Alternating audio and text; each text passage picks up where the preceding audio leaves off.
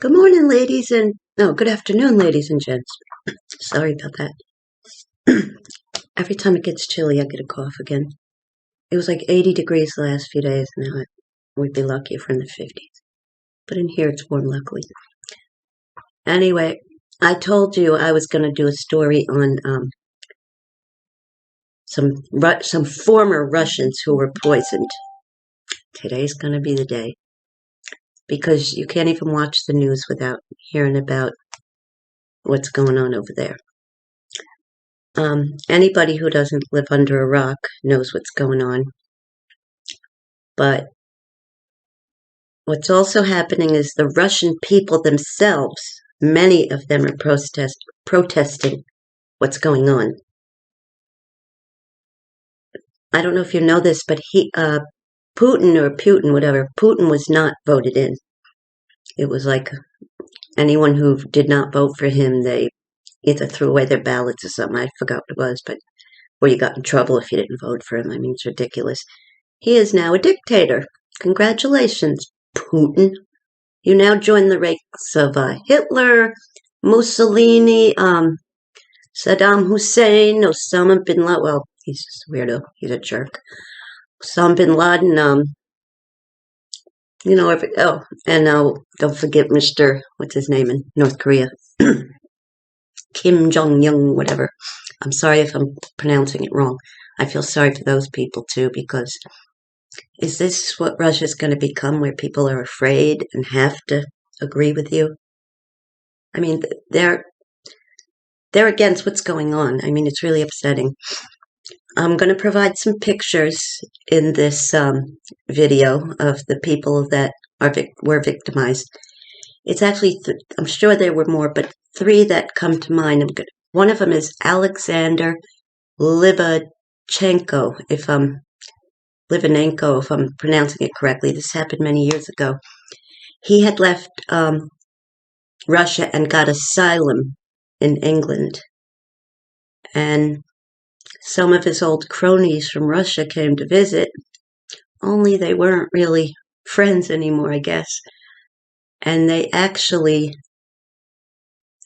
put polonium, not plutonium, but polonium in his tea. And he died, and I'm going to show you, died rapidly within days.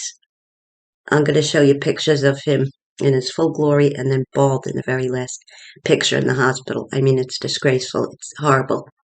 The other story, I know the whole story, but I'm going to insert the names later. I am new at editing, so please excuse me if you see choppy things here and there. They were a father and his daughter, and I will give more details on that one later. They both had a very long recovery. And when this happens, they have to, health ministry and everything has to go around and trace down every place where they found traces of polonium. So I will give more details on the father and his daughter, his grown daughter, later on. They eventually recovered, but it took a very long time, and it was touch and go there for a while. Imagine living in a country where you don't have freedom. You can't even speak your mind. Sorry about that. People in America can fight against, say, oh, Trump's a jerk or Biden's a jerk, but at least you're allowed to say that. Okay, I'm neutral as that for that. I think everybody has good and bad in them, so I don't take political sides, because I believe everybody has some good things and some bad things about them. Even me, believe it or not. But we can at least say it. Okay, the UK, France, all the free, pretty much anybody who was not formerly in the Eastern Bloc and communist, who's now free, can pretty much say whatever they want about their leader. But the one good thing is at least they have the freedom of speech. Okay, Ukraine used to be part of the Soviet Union, of course, and I really think this isn't a political issue, it's a human rights issue. in my book. I really think that Putin misses the Cold War days.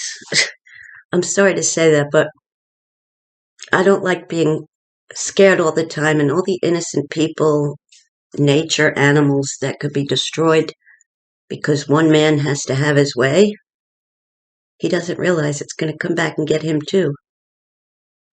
It shouldn't be a fight over who has more weapons and this and that. We are people. Aren't we more advanced than a bunch of, people playing cowboys and Indians? I'm going to kill you. No, I'm going to kill you. It's ridiculous. I am going to show you some pictures and tell you a little bit more details about the story in a moment. Thank you. Litvinenko died 3 weeks after consuming the polonium. It is believed that Putin, because Litvinenko was a former KGB agent, and he didn't like it there no more, I guess. So he defected to London. Now it's believed that Putin ordered these two guys to do this. Polonium, different than plutonium, but polonium needs to be either taken internally, breathed in, or say if you have a cut in your skin, gets in that way. Just by maybe touching it and not getting in your skin, it probably wouldn't do anything. Health ministry or whoever had to go around and trace back every place. This is the UK, had to go and trace down every place where those men might have had the polonium. I guess their hotel room, their plane, whatever other restaurants they went to, even touching the door handle to where they had tea. I mean, that's terrible. 3 weeks after the poor man died. And I'm going to show you the drastic picture of before and after. Here it goes.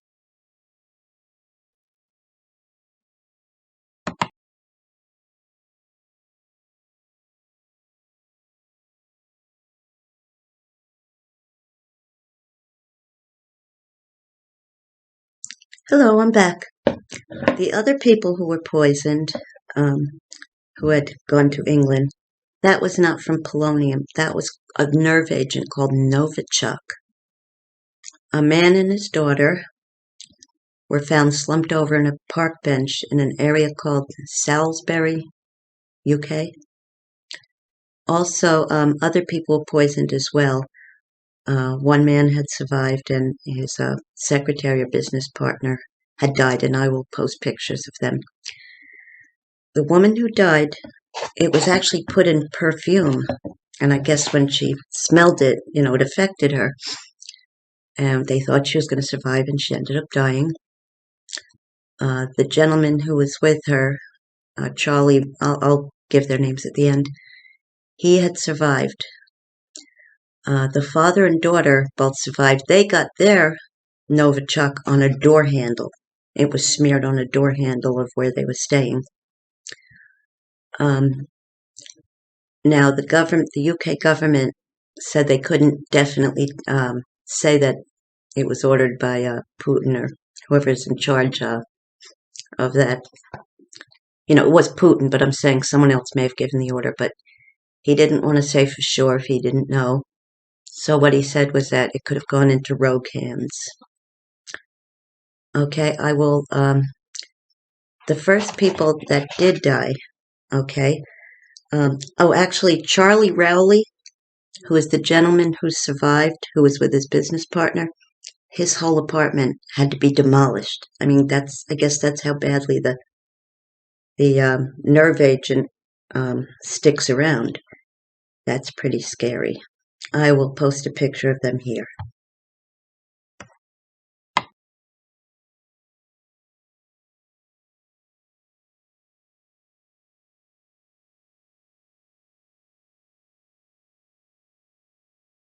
Hello, and for the final segment, the name of the two people that were poisoned with the Novichok in a town called Amesbury by sniffing the perfume, their names were Charlie Rowley, who had survived, and the girl's name that had passed away was Dawn Sturgis. Now, I believe there were a few other people too that may have survived, but I'm not finding their names.